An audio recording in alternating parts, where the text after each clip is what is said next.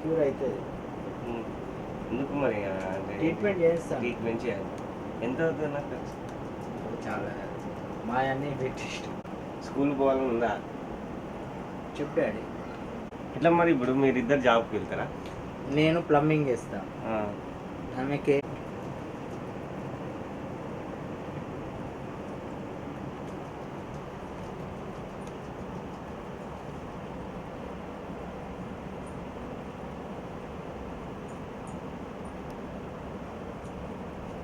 Okay, చాలా కష్టం.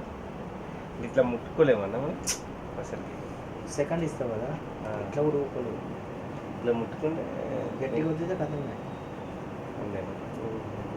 నార్మల్గానే పోయిండు. 7 years వరకు కాదు, మొన్న జస్ట్ 10 years 11 years వరకు బాగానే ఉన్నాడు. అంటే స్కూల్ ఎప్పుడు ఆఫ్ చేసి?